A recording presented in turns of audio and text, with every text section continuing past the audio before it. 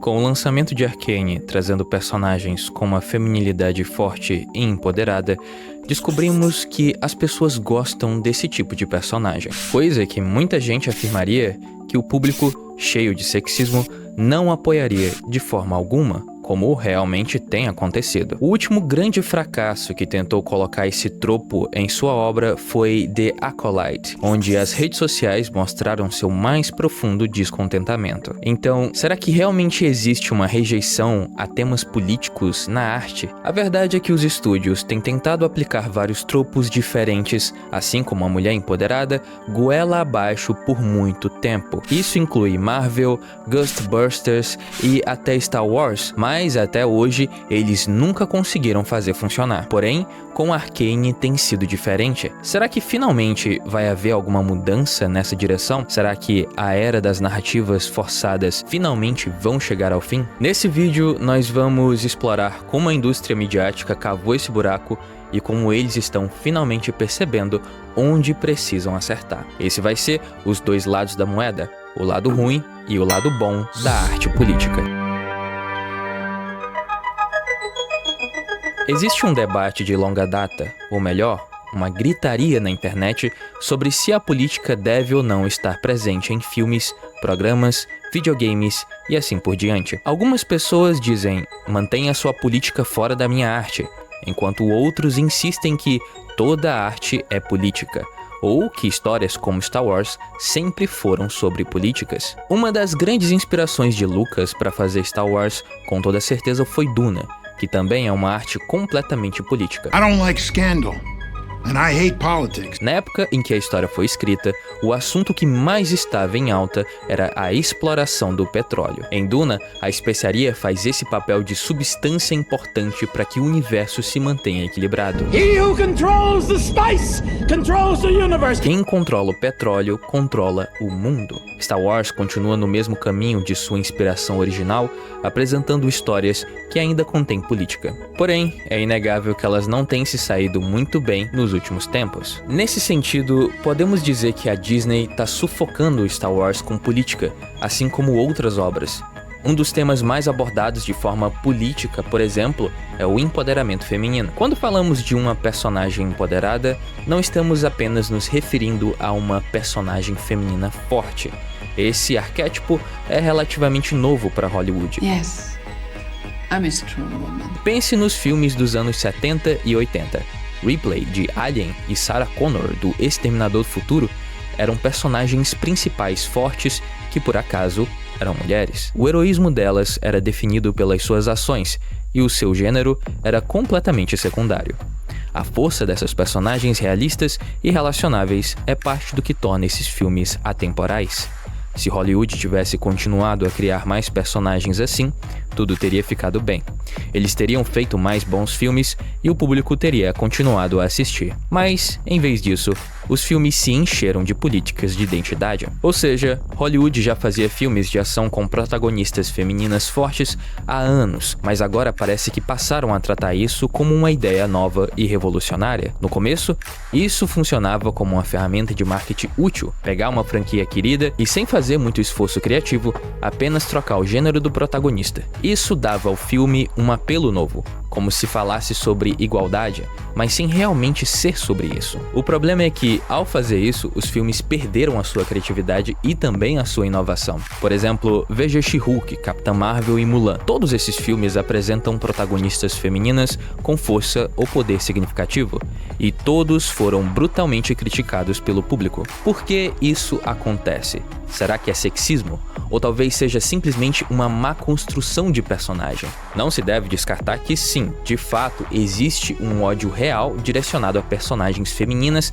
apenas por causa de seu gênero, mas é evidente que comentários odiosos só ganham repercussão significativa quando o público mais razoável também não gosta do personagem por outras razões bem mais sensatas. Só que é difícil apontar uma falha específica que seja comum a todas. Nem todos os personagens aqui compartilham os mesmos erros de escrita. Cada um falha de maneira única. Contudo, há algumas semelhanças. Em vez de tentar criar personagens que ensinavam alguma moral importante, esse tipo de personagem feminina forte se limitava a traços superficiais de caráter. Os personagens ao redor dessas protagonistas eram fracas e inúteis, enquanto as próprias protagonistas eram constantemente retratadas como superiores, sem precisar realmente passar por lutas ou desafios. O mundo ao redor delas mudava e elas passavam a perceber seu próprio valor como se o estereótipo de James Bond fosse invertido, mas tirando a parte onde a história é realmente divertida. Vamos pegar a nova versão de Mulan como exemplo. No filme de animação original de Mulan, vemos a sua luta devido à inexperiência e à falta de destreza física. Contudo, ela compensa essas limitações com inteligência, criatividade e determinação, mesmo quando a situação parece desesperadora. Na nova versão de Mulan, ela é praticamente uma super-heroína desde o início, graças a uma habilidade inata. Isso elimina a necessidade de usar o seu intelecto ou encontrar soluções criativas, tornando o personagem superficial e desinteressante. Vale mencionar que, ao dizer conquistar, não significa necessariamente que o personagem precise fazer algo nobre para obter um poder, como é o caso do Capitão América. A maioria dos super-heróis não ganha seus poderes dessa forma. Eles frequentemente os adquirem por acidente ou eventos fortuitos, o que é perfeitamente aceitável. Entretanto, para justificar o seu poder, o herói deve enfrentar desafios para aprender a usá-lo. Um exemplo mais recente desse tropo, bem executado, é Kate Bishop, da série do Gavião Arqueiro. Embora ela seja uma arqueira e artista marcial extremamente talentosa desde o início, Kate é inexperiente no mundo do combate ao crime. Ela precisa aprender a aplicar suas habilidades em diferentes situações, contando com a orientação de Clint Barton, o Gavião Arqueiro. Mas parece que os grandes estúdios esqueceram como escrever uma boa personagem feminina. As nuances e as motivações que tornavam esses personagens especiais foram jogadas fora. Temos agora personagens como Rey, que como Jedi, parecia usar apenas o poder do roteiro. Rey, que inicialmente era apenas uma personagem forte, se tornou praticamente onipotente no segundo filme. Sua evolução foi mal desenvolvida, com falhas de caráter desaparecendo rapidamente e a personagem vencendo facilmente qualquer luta, como se fosse uma heroína perfeita. Isso inclui derrotar Luke Skywalker em um duelo e até realizar feitos impossíveis. O desenvolvimento da personagem foi substituído por um poder sem profundidade. Além de Rey, outros personagens como a vice-almirante Holdo também foram mal escritas. Ela toma decisões absurdas que colocam em risco seus soldados e no final, o plano dela acaba funcionando por pura sorte. Já She-Hulk magicamente acordou com seus poderes completamente dominados. Na verdade, o ponto alto do arco da She-Hulk ocorre em uma sessão de terapia em grupo, quando ela percebe que precisa aceitar que não precisa ser a She-Hulk para se sentir aceita. Sim, o ápice de sua história é decidir que pode ser ela mesma. Isso seria interessante se a sua insatisfação com a sua vida fosse evidente desde o acidente que a transformou. No entanto, antes disso, ela parecia razoavelmente satisfeita com a sua vida. Ao que tudo indica, a nova obsessão da Disney é promover e exaltar personagens femininas do tropo Girl Boss. Um exemplo recente disso é The Acolyte, uma nova série de Star Wars que foi amplamente odiada online. Por quê? Além de um roteiro fraco, a série é acusada de forçar uma narrativa de empoderamento feminino. Parece que a série está priorizando inclusão e diversidade, focando mais no poder da personagem feminina em conflitos galácticos do que na aventura e na narrativa épica que originalmente tornou Star Wars um sucesso. Por mais que a Disney quisesse trazer novos modelos de personagens femininas, o resultado foi uma série de falhas que afastaram muitos fãs e não conquistaram novos. Quando a escrita é fraca e os personagens tão mal desenvolvidos, surge a dúvida: qual é o melhor mercado para vender esses filmes e ainda ganhar dinheiro? A verdade é que os filmes estão claramente falhando ao descartar personagens com potencial real e também cativantes, em favor de narrativas forçadas e personagens irrealistas. Um exemplo disso é Finn, um personagem que tinha grande potencial. Sua história de fundo, com uma infância difícil e lutas pessoais, poderia ter sido explorada de forma mais profunda. Em vez disso, ele foi transformado a uma história secundária que acabou prejudicando a dinâmica do filme. Isso não só enfraqueceu o desenvolvimento dos personagens, mas também afastou os fãs, que sentiram que o verdadeiro espírito da franquia estava sendo negligenciado. Os filmes, em vez de apresentar uma boa história, pareciam mais focar em adicionar camadas superficiais para esconder o desdém pelos fãs e pela própria franquia. Essa abordagem equivocada fez com que muitos fãs se sentissem traídos. Embora O Último Jedi tenha arrecadado cerca de 400 milhões de dólares, um número impressionante, ele ainda foi uma decepção para a Disney, pois não atendeu às expectativas. A bilheteria provavelmente se beneficiou mais do hype gerado pela antecipação do filme do que de uma reação genuína positiva do público. Para muitos fãs, o filme foi uma piada e manchou a nova trilogia de Star Wars. Ele não matou a franquia, mas somou a uma série de erros que se acumularam ao longo dos anos. Essa abordagem da garota empoderada, como vemos em várias franquias, não é só frustrante para os fãs, mas também prejudica as franquias como um todo. Quando Star Wars voltou com a Ascensão Skywalker, muitos fãs estavam ainda tentando processar a decepção de O Último Jedi. O filme parecia um ajuste apressado, tentando corrigir os erros do episódio anterior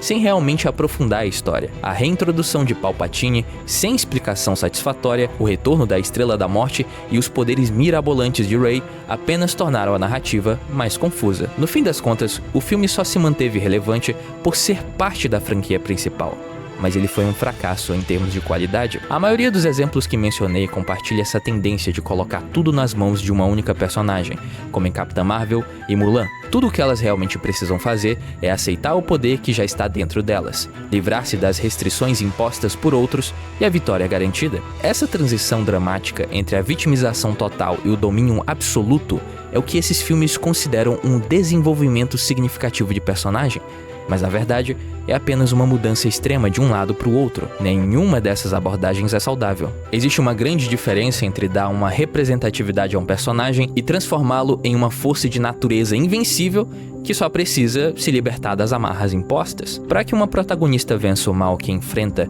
é essencial que essa vitória seja conquistada. O personagem principal precisa lutar ou até mesmo sofrer enquanto obtém a força necessária para triunfar. Idealmente, essa força seria alcançada por meio de relacionamentos significativos ou aprendendo com figuras mais sábias e experientes. Personagens que só precisam alcançar a autorrealização não apenas são entediantes, mas também passam mensagens prejudiciais. A falta de desenvolvimento significativo ensina lições erradas. A ideia de que tudo o que é necessário para o sucesso é aproveitar o poder que já está dentro de você não é muito bom. Essas histórias transmitem ao público que eles não precisam mudar. No entanto, os nossos heróis devem nos inspirar através de sua capacidade de superar as suas falhas e os seus próprios fracassos, ou por serem exemplos de virtude que, apesar de tudo, enfrentam adversidades esmagadoras. Eles devem usar sua inteligência, confiar em suas equipes e lutar arduamente para vencer. Muitas heroínas modernas falham em conquistar o público porque obtêm poder de maneira fácil, sem esforço narrativo. Elas não escalam seus próprios arcos de personagem. Em vez disso, recebem poder e destaque pela história que as cercam. Muitas vezes, essas personagens são moldadas para provar um ponto ou impulsionar uma agenda, o que as torna superficiais e também desagradáveis. Além disso, elas tendem a se concentrar exclusivamente em si mesmas, em seu sucesso e em suas ideias de realização. Como corrigir isso? Simples. Crie personagens para contar histórias, não para provar pontos. Mostre personagens falhos que precisam crescer, mudar e enfrentar suas limitações para curar suas feridas internas. Ou apresente modelos de virtude que enfrentam adversidades reais, sacrificam-se e sofrem para combater o mal, como, por exemplo, a Vi.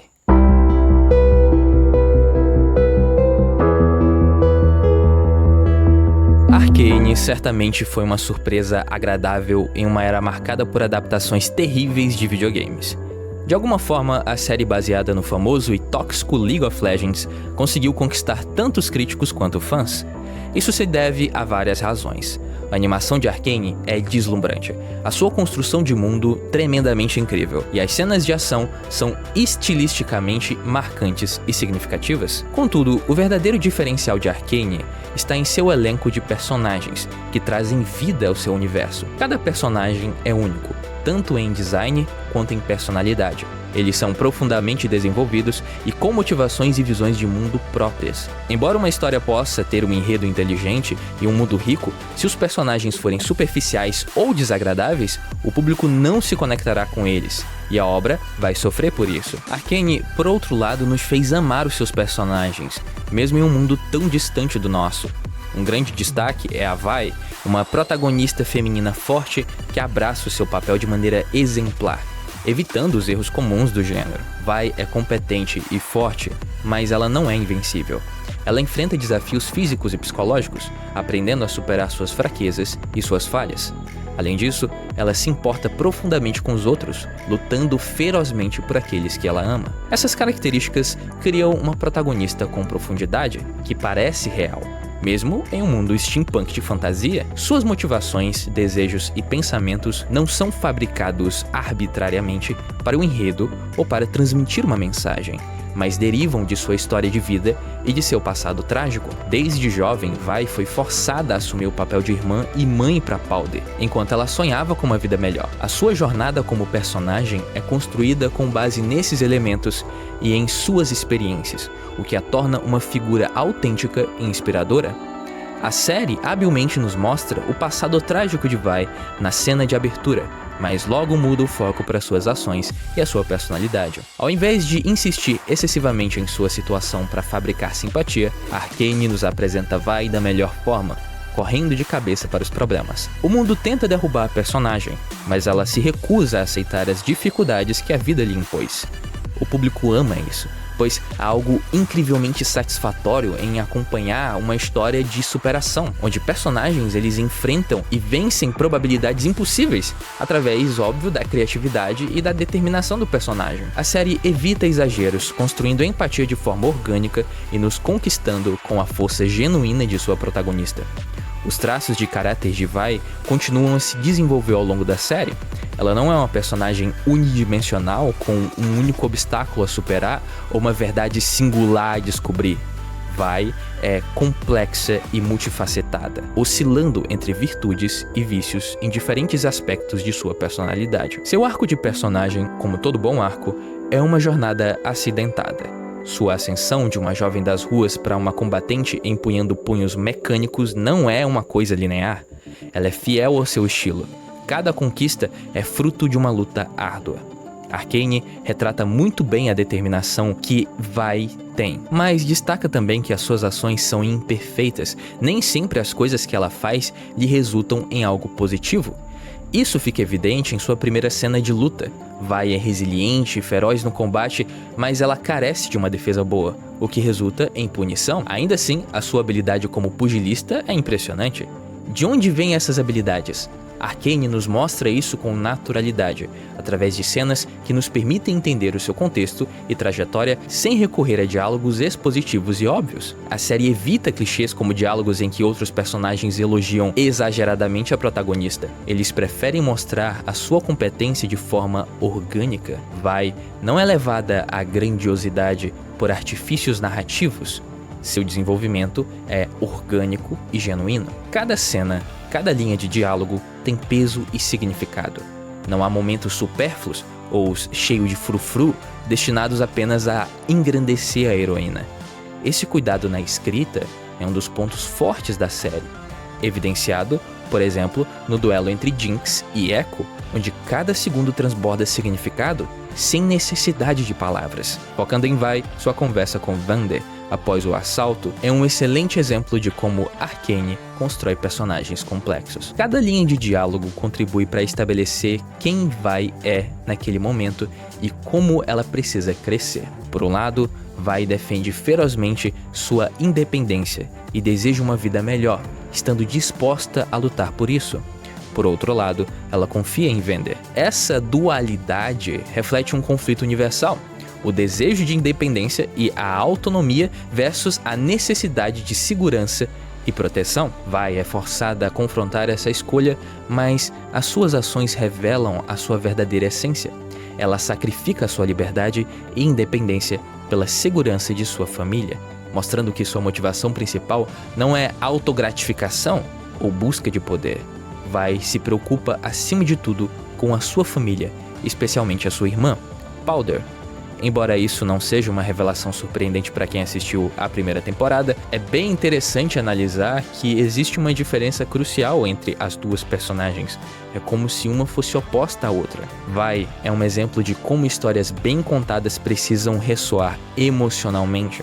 Não basta que uma história tenha efeitos visuais magníficos ou cenas de ações impressionantes. Se o enredo estiver focando em desejos superficiais do protagonista, ela será esquecida muito facilmente. Sua motivação central é preservar algo que vale mais do que qualquer coisa: o vínculo com sua irmã. O contraste entre a postura combativa de Vi no mundo e sua atitude gentil e protetora com Powder é bem interessante. Lá fora, Vi faz o necessário para sobreviver. Com sua irmã, ela revela quem realmente é no fundo. Esse amor é o que impulsiona as suas ações e dá ainda mais características para as suas falhas. Quando Vi ataca Powder em um momento de raiva e angústia, vemos o lado impulsivo e explosivo da personagem, que já havia sido estabelecido, mas nunca antes direcionado à irmã. Imagina o peso de, após anos protegendo e ensinando a sua irmã, feri-la em um momento de descontrole. É um erro que Vi se arrepende imediatamente, mas o estrago está feito. O tapa não pode ser desfeito, assim como o dano emocional causado. Essa cena é poderosa porque é universal.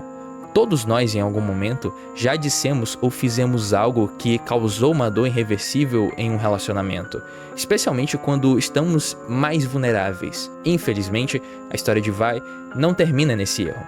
Ela não pode desfazer o que fez, mas pode tentar reparar os danos. Vi busca Powder, desejando perdão e reconciliação. Quando finalmente se encontram, há uma breve esperança de que as coisas possam dar certo. Contudo, Arcane nos lembra que feridas profundas não se curam facilmente. Powder não é mais a garotinha indefesa que Vi deixou para trás. Agora, como Jinx, ela é quase irreconhecível. A transformação de Powder é trágica, não apenas pela mudança física e psicológica, mas porque a confiança que ela tinha em sua irmã foi substituída por paranoia e desconfiança. Esse abandono quebrou seu espírito, tornando-a incapaz de acreditar que alguém realmente se importa com ela. Vemos essa transformação pelos olhos de Vi, e isso intensifica o impacto emocional dela. Personagens dedicados a um objetivo singular podem ser entediantes se o seu progresso for constante, mas a jornada de Vi está longe disso. Quando parece que ela e seus aliados alcançaram um marco, tudo desmorona. A tentativa de resgatar Vayne termina em desastre e o tão esperado reencontro com Powder se torna um pesadelo. Jinx, consumida pela psicose, não reconhece mais a irmã que tanto amava. Vi também enfrenta seus próprios demônios. Em um momento, ela admite a Caitlyn que, quando o monstro de verdade apareceu, ela fugiu.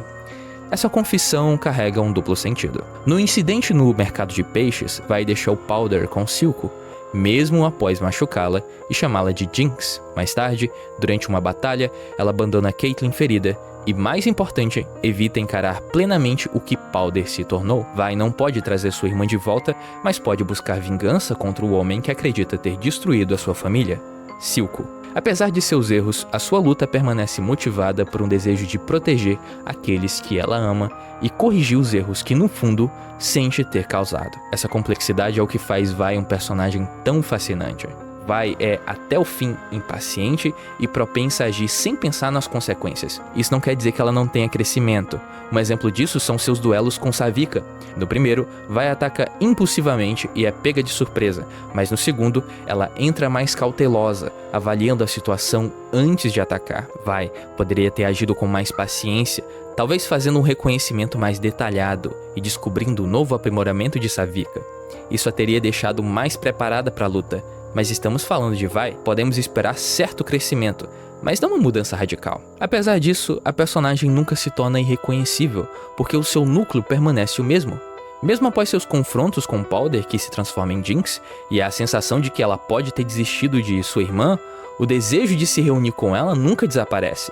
Isso ressurge na cena final da primeira temporada, quando Vi, sem alternativas, implora desesperadamente para Jinx voltar com ela e deixar para trás tudo o que conheciam. Nessa cena, o público já sabe que não vai funcionar, pois a situação está além do controle de Vi, mas ao mesmo tempo entendemos que ela precisa tentar. Como poderia ela se perdoar se não colocasse tudo o que tinha em uma última tentativa de restaurar o seu vínculo com a Powder? Ignorar essa tentativa seria antiético ao próprio personagem de Vi, que é definido por sua lealdade e esse vínculo fraternal. Essa dinâmica é um dos pontos de tensão mais cruciais da série, e é exatamente por isso que Vi não poderia ser um personagem masculino.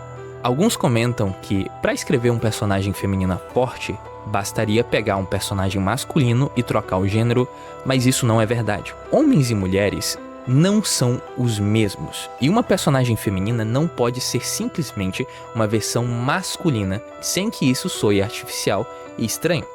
Muitas heroínas modernas falham em conquistar o público porque elas tentam se comportar como homens, especialmente aqueles estereótipos de homens durões, obcecados com a sua própria imagem. Vi precisava ser uma mulher porque Powder era uma mulher.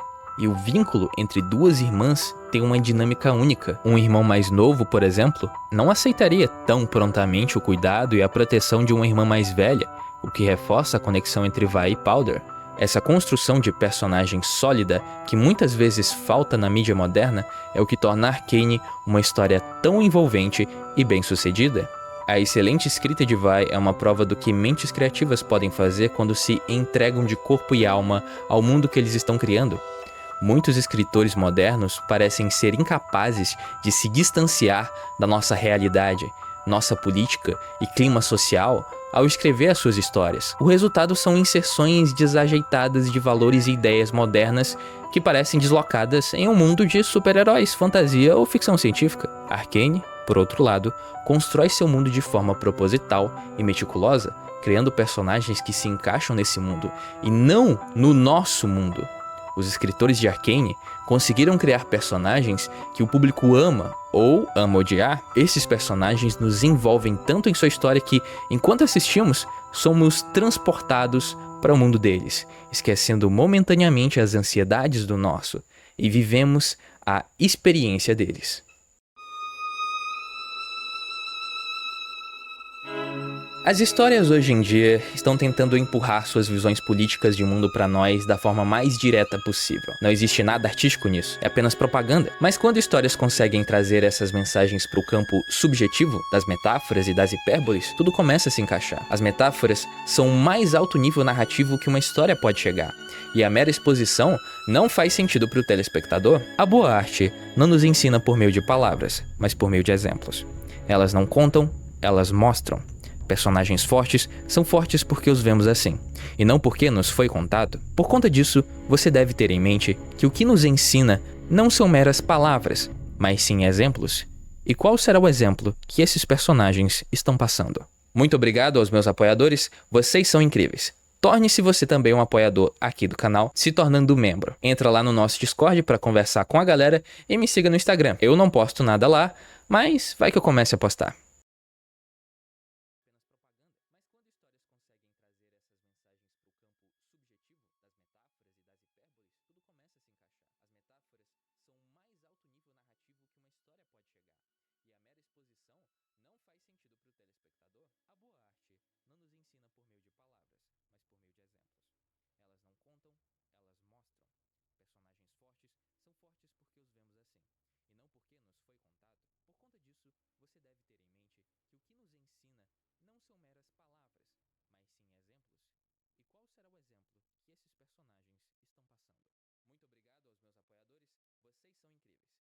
vocês são incríveis. Torne-se você também